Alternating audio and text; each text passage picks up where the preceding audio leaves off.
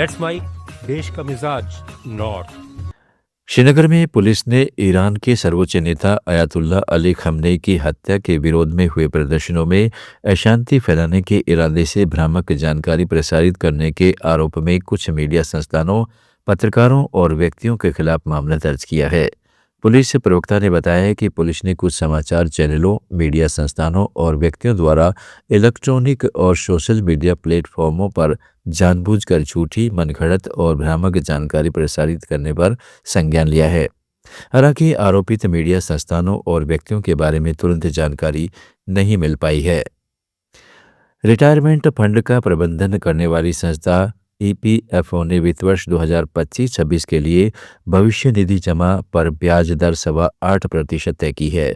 इसके साथ ही बंद पड़े खातों से पैसे निकालने के लिए ऑटो सेटलमेंट और नई सामाजिक सुरक्षा योजनाओं जैसी कई घोषणाएं भी की गई हैं।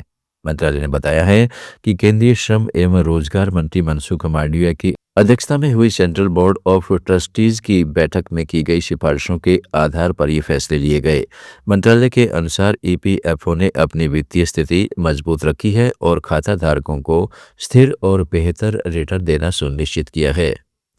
फंसे हुए यात्रियों की वापसी के लिए इंडिगो एयरलाइन ने जेदा से भारत के लिए 10 विशेष राहत उड़ानें संचालित करने की योजना बनाई है।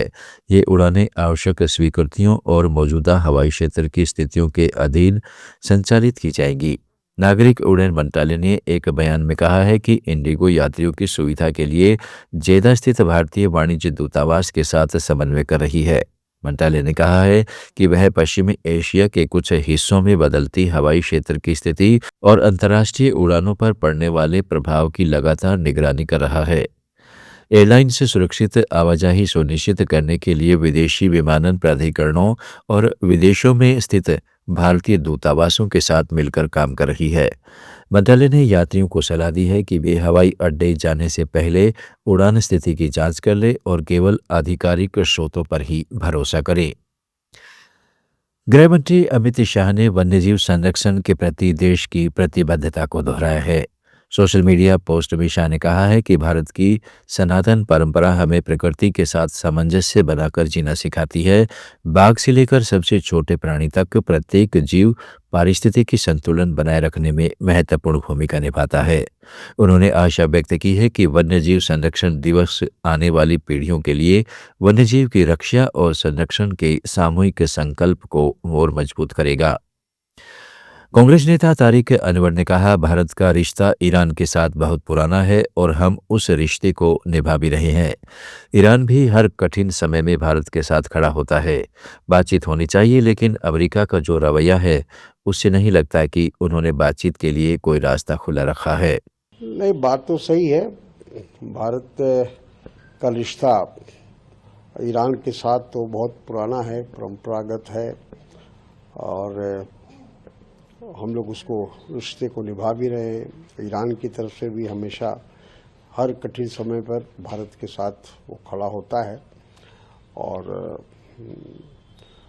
बातचीत तो होनी चाहिए, लेकिन जो रवैया अमेरिका का है उससे तो नहीं लगता है कि वो बातचीत के लिए कोई रास्ता उन्होंने खुला रखा है।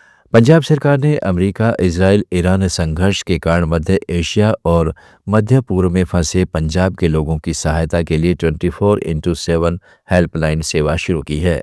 यह हेल्पलाइन जानकारी एकत्र करेगी और निकासी तथा सहायता के लिए संबंधित अधिकारियों के साथ समन्वय स्थापित करेगी। हेल्पलाइन नंबरों पर विदेश से भी कॉल की जा सकती है। भारत के भीतर तत्काल सहायता और समन्वय के लिए 4 अंकों का हेल्पलाइन नंबर 1100 डायल किया जा सकता है। मध्य प्रदेश के भिंड शहर में महिला बाल विकास विभाग में पदस्थ बाबू औल मोहम्मद कुरैशी का शव रानी के ताल इलाके में मिलने से सनसनी फैल गई है। परिजनों ने मृतक के दोस्तों पर हत्या का आरोप लगाया है। पुलिस ने मामला दर्ज कर जांच शुरू कर दी है। कुछ लोगों को हिरासत में लेकर पूछताछ भी की जा रही है। जानकारी के अनुसार शारदा टाकीज के पास रहने वाले आल मोहम्मद कुरैशी कल रात अपने दोस्त छोटू भारद्वाज के साथ शराब पार्टी के लिए रानी के ताल स्थित एक मकान पर गए थे। बताया जा रहा है कि शराब कम पड़ने पर मृतक अपने दोस्तों के साथ शराब बेचने वाले एक युवक के घर गया। देश का मिजाज में फिलहाल इतना ही। जुड़े रहिएगा लेट्स माइक के साथ।